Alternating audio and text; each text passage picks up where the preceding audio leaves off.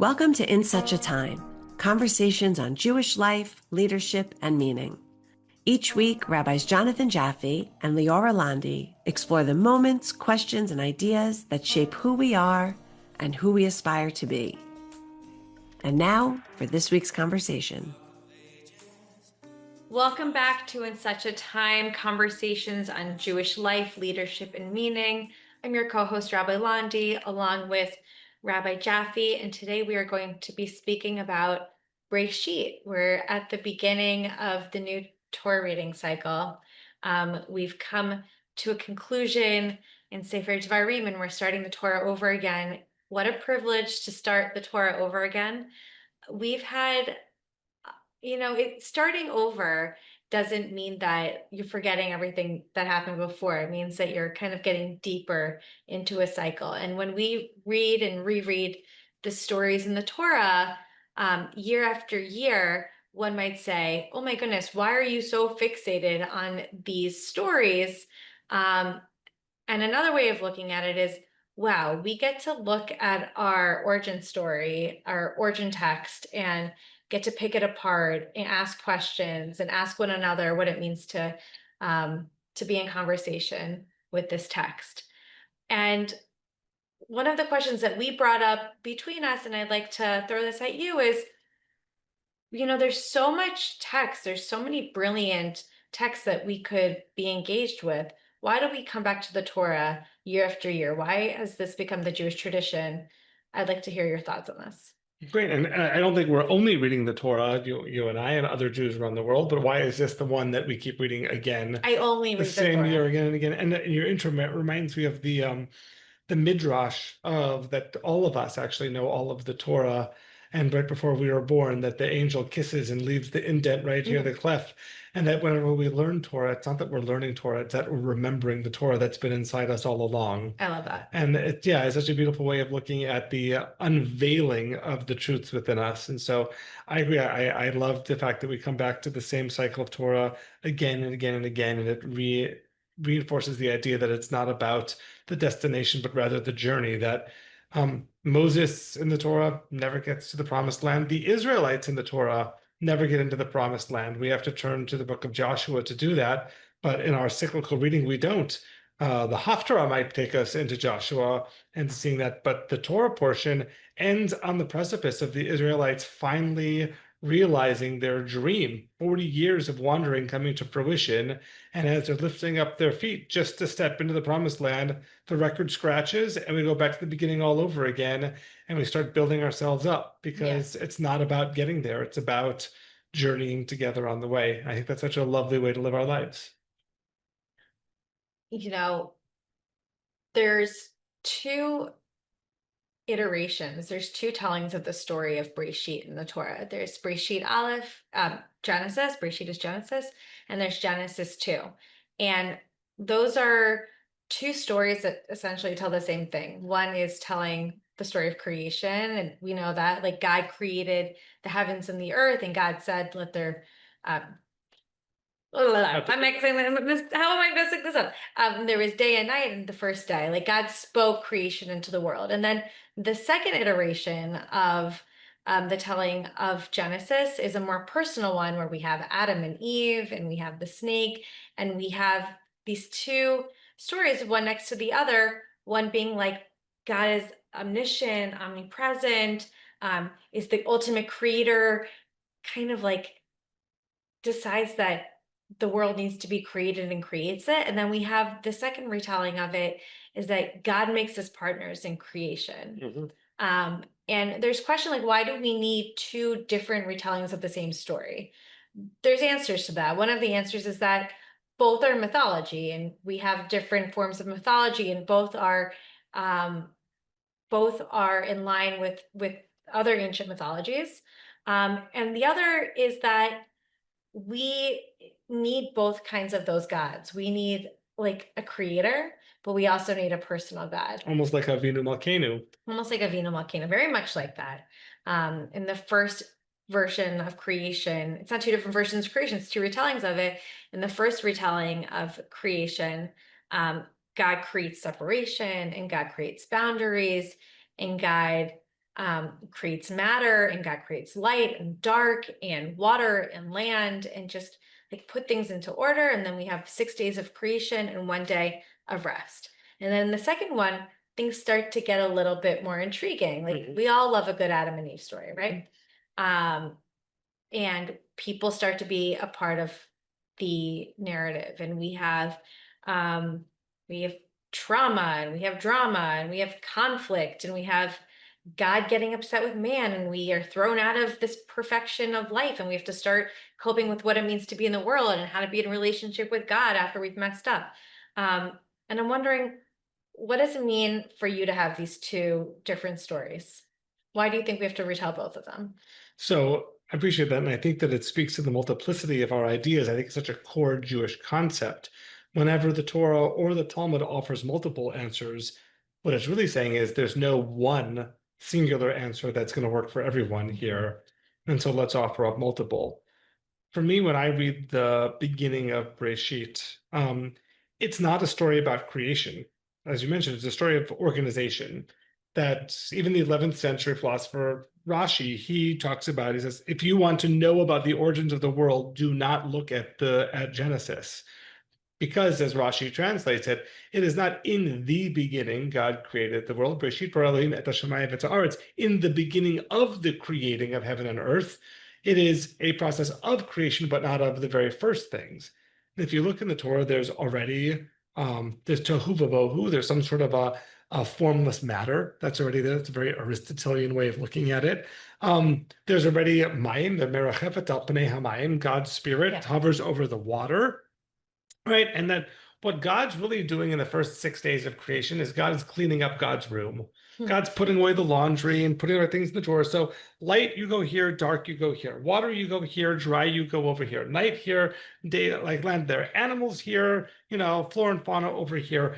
God is creating an ordered world, as you mentioned, a anti-chaotic world. And I think one of the real lessons of the opening of the Torah is that there are places for everything. It connects so much to the book of Leviticus as well. The idea that when blood comes out of our body, that's not the way that the organized world is supposed to be, and that we are supposed to be emulating the world's organization by keeping things in the right places. And the real place I see this is actually in the 10 plagues of Passover. The reading of it, that what God is really doing is showing, hey, look what happens when I take my hands off the steering wheel. When I want to, I can make darkness take over daytime. I can make the water come onto the land. Right? I can make life and death mix up with the last of the plagues. I'm the real one. Pharaoh, you might think that you're the melech, you might think that you are the sovereign, but I am the true sovereign of all. And that is because God's ultimate power is not a power of creation, but a power of organization and an imposition onto a chaotic world of a stable universe in which human beings and other life forms can thrive. And I love that mindset. When I read Breshit, I love that. I love hearing you explain that, because you are someone that likes to create, like look at something and then put things into order. Guilty as charged. No, I say that in a complimentary way. And when I think of Breshit, when I think of this story, the part that I always come back to is tovavov, the mess. There is chaos. And the chaos comes from the tehom. It comes from like the innards, the womb. Yeah. And the story of creation, in the most beautiful ways that I've learned it, it's a birthing story. God births something that didn't exist before. And creation, the story of creation is also there's a lot of theological statements that are happening in this. God creates the world. God didn't have to create the world.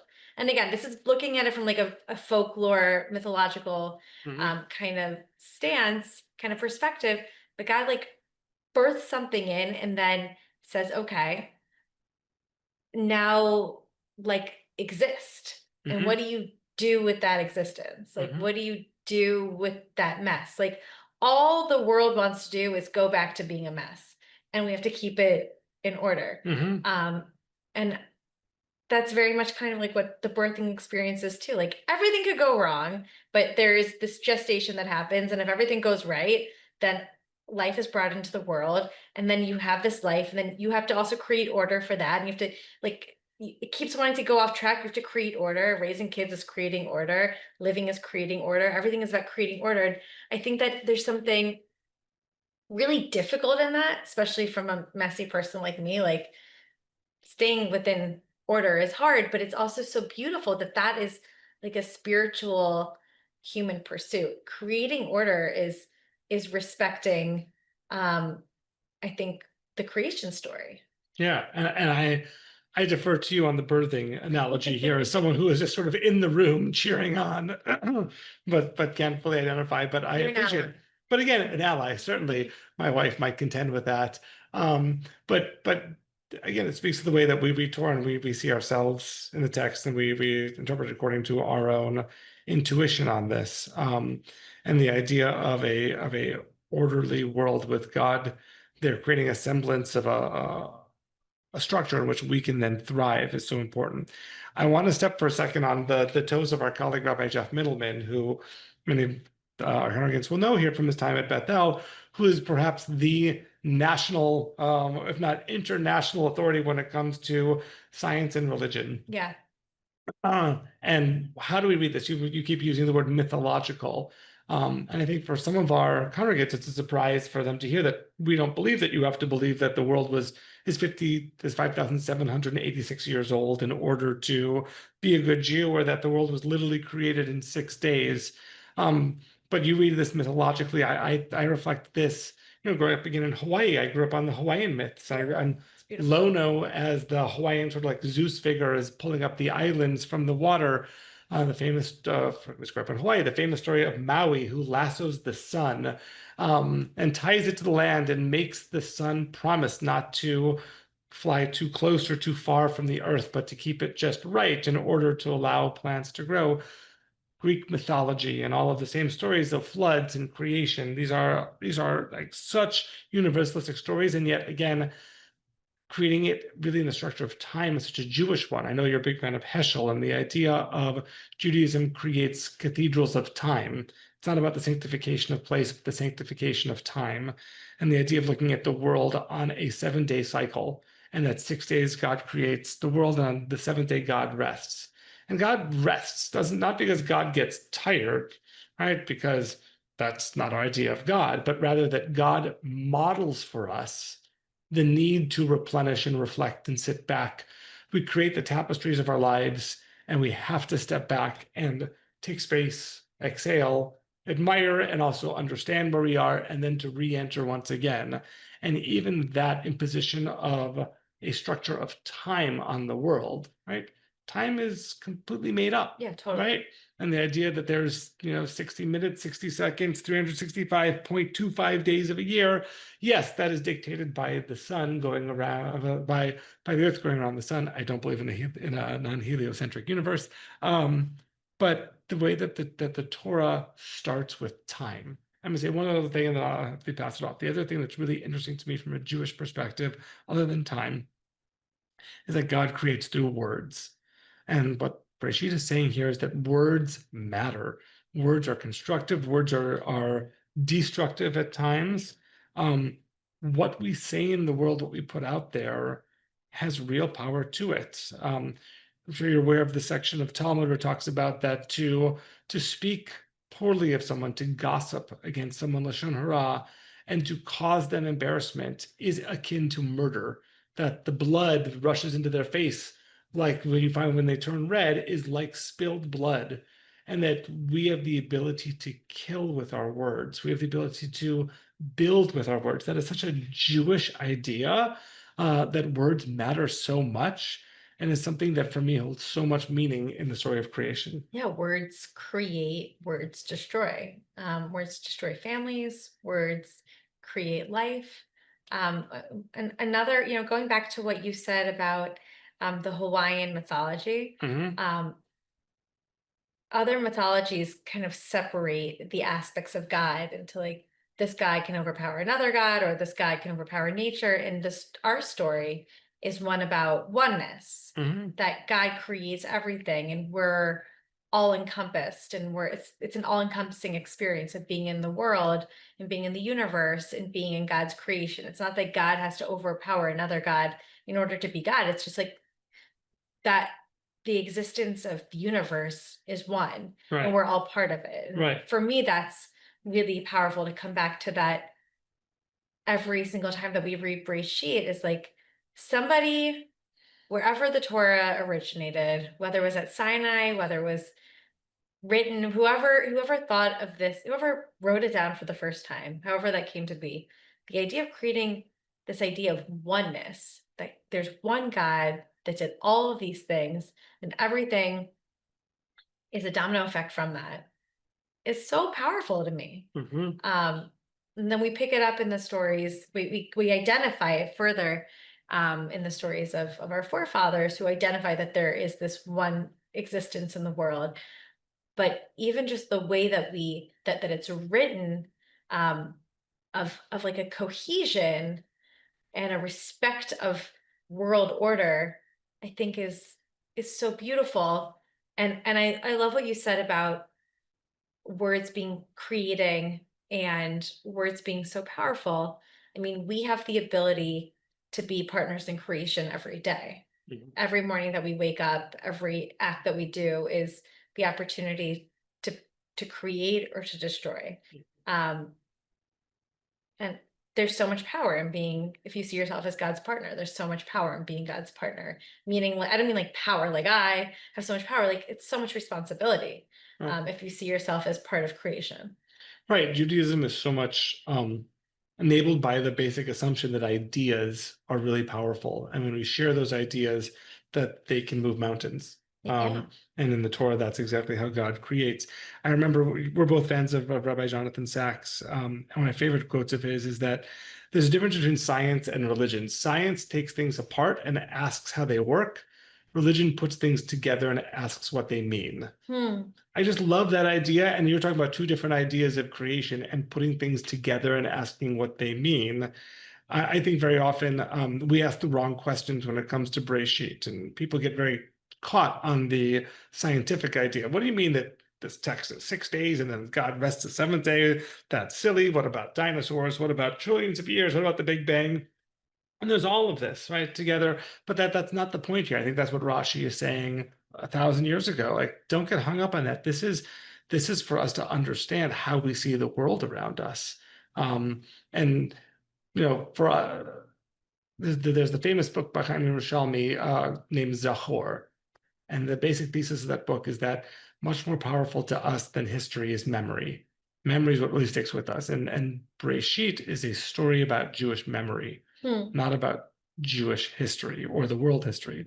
So let me then transition. Then one question often arises with Breshit is, okay, if we both openly question the historical accuracy of Breshit, why do we keep reading it? If the Greeks have their myths about creation and Hawaiians have their myths about creation, and if all of them are subjective takes on reality, why do we keep reading a text that has been thoroughly disproven?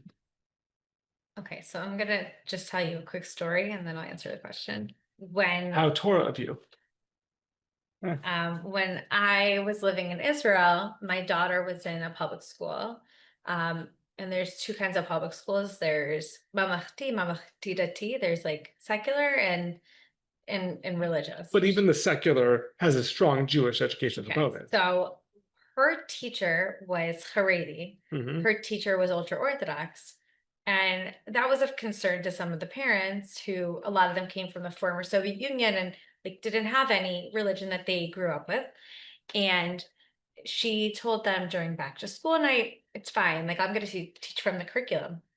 And then my daughter, who was in second grade at the time, she came home and she said, I have a question. And I said, well, what's your question? And she goes, my teacher says that there's no such thing as evolution, but I think she's wrong. And during break, I got a whole bunch of us together and we talked about it, and we're pretty sure that she's wrong. But we want to be respectful. So how do we tell her that there is evolution, but that like maybe the stories in the Torah are stories, but of relevance to us? And I was like, that's exactly how you're going to say it. In the end, I had to call the teacher, and it was a big whoop. It didn't go over as smoothly as I wanted it to be, because the teacher had very strong convictions that there's no such thing as evolution. Of course, God created the world the way that it says in the Torah. Yeah. And so this was a conversation that we had that, you can have great respect for your tradition and great respect for your origin story text, but you can also ask questions, be curious, pursue truth and pursue information. And both of those things, as we said before we even started recording, both those things can live one next to the other. I can be very moved by the text of creation, and maybe even in my heart say, you know what, I don't know how the world works. Maybe that's exactly how it happened. But also think, no, like I can also be persuaded by scientific evidence. And those two things don't have to be in contrast with one another. They can be complementary. I mean, some of the greatest scientists like Albert Einstein were also deeply religious. They believed that, okay, yeah, we're going to pursue truth and science, understand the facts, and be moved by the fact that there is this being or something that we don't understand in the world that makes everything move. Right. How do you look inside of a molecule or inside an atom and not stand back and say, Ma Rabu Ma'asecha Adonai, like how amazing are your works, God? Yeah. Like there's such beauty and complexity in the world, even in the most minute of details. Totally. How can you? I'm very Israel centric today. So like in Israel, Difference. yeah. In Israel, everyone's pregnant all the time. So you just look like everyone walks around and goes, "Oh my God, it's a miracle." Yeah. How can you not look at like life and just be like, "Wow, it's an actual miracle." Like, how did that happen? I remember having a discussion. It's one of those foundational discussions. Hopefully, we all have in rabbinical school. I was in my first year in Israel, and we were sitting in Timul Shilshon, which is a cafe in Jerusalem. Many of us go to. It's still there. I was just there with Molly, my daughter, over Really beautiful. summer. Yes, it's a literary cafe. Timul Shilshon, the day before yesterday. Is the name of the title. And I was talking with fellow students of mine, and my classmate, Josh Rose, wonderful rabbi in Portland. Shout out to Josh Rose. Yes, of course, Josh. Thank you. Say, well, if we know that the story is just a story, then like, why do we make it the story? Why don't we read any other story? Why don't we read Shakespeare and make this the religion of Shakespeare? Because certainly we can look towards Shakespeare for virtues, values, lessons, all of that. I jokingly said like we could read like Frog and Toad books I read when I was growing up to like teach me how to be like a good boy, a good person, or Aesop's fables. And the answer is like we don't read the Torah or Breshit because it's like the story. We read it because it's our story. And everything that's programmed in me socially from my cognitively from my parents, grandparents, beyond, has me see the world a certain way. And that's through a lens that is shaped very much by the stories, the attitudes, the approach to Torah. Speaking about, chaos versus structure, time versus space, multiplicity of truths, holding that together, the power of words. These are such quintessential values. I don't need to make my story be better than anyone else's story or have greater authority to the rest of the world than everyone else's stories, but it has that authority to me because it's the story of my people. It's authority or it's a connection. A little of both, maybe, because authority in the sense that I can't overcome that. I can't change it. It is so much coded within me of how I see the world is from a Jewish lens. It has authority over me. I can of course shift within that. It's kind of like I had a camp counselor growing up who once explained to me his idea of God and said that how is it that we retain our personal decision making, and yet there's a God out there with infinite power. And so that it's kind of like when you're playing against a really good chess player. You can move your little rook on the board this way, that way, but the chess player knows how to gently push you in the direction that the chess player wants you to move in. So perhaps it's like that. I could move my chess pieces, but the lens, the way of seeing the world Jewishly, my like the Jewish neshama, it is within me in a way that can never be taken away or overcome. I mean, when I read Genesis 1, that all makes sense to me and how the world came together. Like their matter existed, and then little by little it came together. And Yeah. I just see our tradition as trying to explain something that somebody noticed and Mhm. tried to figure out, and someone asking those questions and then creating ideas and stories and myth around it. It's so beautiful to respect the world that you live in, that you want to create lore around how that happened, how it came Yeah. together. I think it teaches a deep sense of humility. We were made last. Everyone was here before us. And I know in the Haredi it says Sof ma'aseh v'machshava tichila, like that like last in first in thought, but last in coming to be.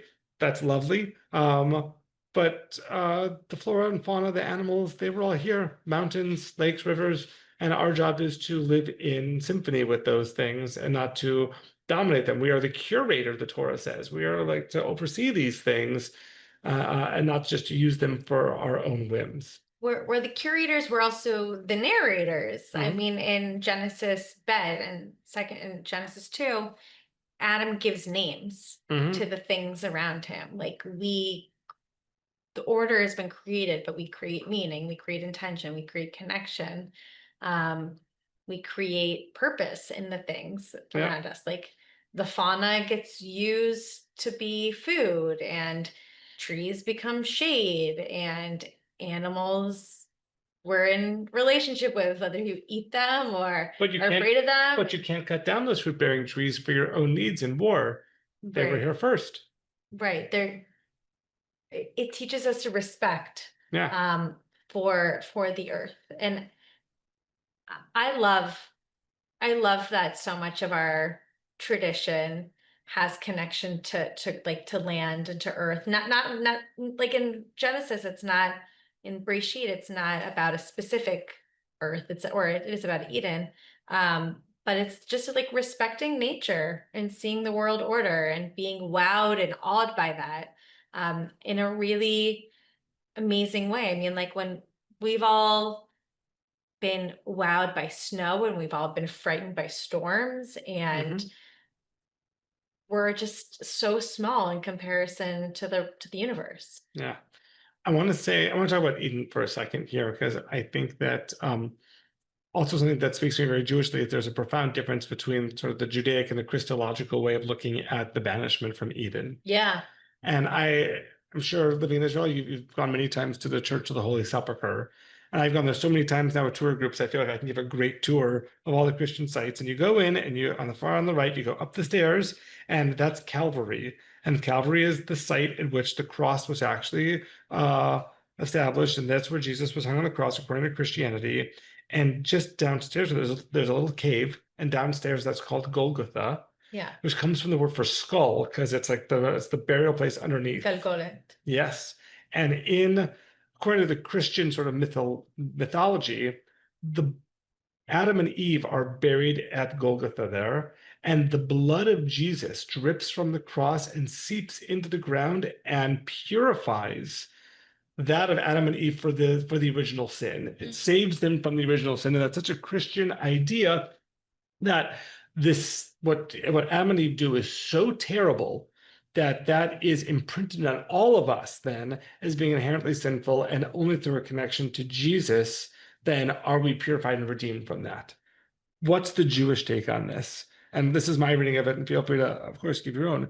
That Adam and Eve in the Garden of Eden, it's this sort of blissful existence, but it's boring. They don't do anything. Adam and Eve are kind of like cattle in that they walk around, they eat from certain things, other things. They don't really do much. They don't create anything. Independent. Yes, and that them reaching for knowledge in the garden is them expressing ultimately a dissatisfaction for that type of existence. And that the Garden of Eden, yes, it is a punishment because you're going to have to deal now with the challenges of the world, but it's also liberation. It means that now you get to go into the world and you get to create and build new things, even if it's misguided things like the Tower of Babel happens very soon afterwards. I remember this wonderful drash on, when we close the Torah, we read the very end of the word of the book of Echad. We say, "Hashivenu Adonai Elecha v'nashuva kadosh yeminu kekedem." Bring us back to you, return us, God, and we will return to you. Renew us as days of old. But the word kedem is actually the first place where Adam and Eve head after the Garden of Eden. And there's beautiful drush that don't make us like cattle again. We don't want to go back to a world of perfection where we are not partners in the redemption of the world. Take us to right after that. Take us to after Eden, where we were first sort of installed as your partners in Letaken Olam, in the beautification and the connection of the world. And I love that idea that Eden is not something we want to return to. We don't want to go back to just being cattle. What's the Billy Joel comment? I'd rather laugh with this, cry with the sinners than I'd rather come on for the other girls. Yeah. I get right. what you're saying. I don't know. The sinners are much more fun. Everyone who listens to this is going to correct me immediately. But like, we want 200 emails about this. Or instead, I'll quote David Byrne from the Talking Heads: "Heaven is a place where absolutely nothing happens." We don't want to go back there. We want to go to this imperfect world where we have a role to be partners with God in the ongoing creation and redemption of the world. Well, in the Kabbalistic understanding of creation, and a lot of Kabbalah is about creation. It's about the that time of Tohu Vavohu. God makes something a little bit less whole in order to make space for us. Yes. We have there has to be some cracks. God makes God a little bit less godly so that there's a little more space for humanity. It's almost like the Billy Joel quote: "I'd rather laugh with the sinners than cry with the saints." You got it. Which I thank you. So everyone on this podcast can now forgive me for that. But yes, but even in that, again, I come back to the sense of humility that the Kabbalistic story is a story of a God that is willing to withdraw and to limit themselves in order to provide the space for others. And so much of us in our relationships, I'll speak personally here, it's hard sometimes to withdraw and to allow for space for others to then create, because there's always that uncertainty in that moment of, is it going to be okay? And maybe that's even something we see ourselves as parents. The story of the Torah is a story of God as a very present parent who, by the end of the Torah, is very much out of the scene. And hopefully the Israelites are able to now, in the land of Israel, survive on their own. And that we as parents have to often learn how to withdraw from our children's lives. I'm speaking as someone with a kid in college, as someone who takes that very personally right now, something that I see in the Torah in this iteration, in this Gilgul, this cycle right now. Maybe that's a nice way to end. And what do we hope out of this new cycle of Torah? Do you have an answer to that one? Do I have to do that on Al Rega Echad? No, I'll just speak. I hope that in this new cycle of Torah, I have a little bit more insight in my reading of it. I often look from the perspective of a parent. I'm often really moved by the connection between God and the people, and the placement of God in connection with the people. And I think that maybe in this reading, and I've actually never given myself an intention for the new cycle of Torah, but I'll do that maybe I'll look at the redemptive qualities. I'm trying to be a half glass full kind of person these days. The redemptive qualities that we can see in all the stories and all the characters. I like to often look for the muck, and I'm gonna look for the goodness and the beauty in the other side of reading the Torah. I'll go back to Israel here for a moment. I was listening yesterday to a podcast with Michael Goodman. I know someone we both like to learn from, and he was making the argument of almost like a Breshit Aleph and Breshit Bet, Genesis 1 and 2, of Israel 1 and 2, that he likes to create very structured paradigms. He said that that the Israel Aleph would be from 1948 until 1973 of the formation of the state of Israel, but 1973 of being really with both now Israel moving from more of a David to more of a Goliath, from an Ashkenazi-led state to the emergence of Sephardic leadership as well, to the emergence of really the settlement and what that means for Israel. And he was saying that in his eyes, his hope is that after October the 7th and after the 20 hostages coming home, that perhaps that we are at the dawn of an Israel Gimel, that the third Israel can now appear, and that many of the things that plague the end of Israel Bet, of the second era of Israel, of the civil war-like fights over judicial reform, over conscription of the Orthodox into the military, into the fact that there is just so much fighting within Israel, so much acrimony, that perhaps now with this could be the dawn of a new era and a Breshit of a different Israel, and an Israel in which shows greater kindness between one another, but perhaps also an Israel that can dream of peaceful existence along its neighbors in a way it couldn't have before. I love that so much. It's a very redemptive vision and a very redemptive hope. And I'm gonna just echo that and say, like, I hope that, the next parsha is Parshat Noach, which is destruction, and then immediately after there's a renewal. And I hope that hope this period of time was our Noah, our story of Noah, and that we never have to rebuild again after that. Ken Yeratzon. Thank you so much for being with us. Thank you for bringing conversation as always. Wishing you a beautiful new Torah cycle for all of you. Thanks, everyone. Thanks for joining us on In Such a Time. Make sure to subscribe wherever you listen to your podcasts. To learn more about Rabbis Jonathan Jaffe and Leora Landi, or to connect with Temple Bethel of Northern Westchester, visit bethelnw.org, or follow us on Instagram and Facebook at Temple Bethel NW. Thanks for listening.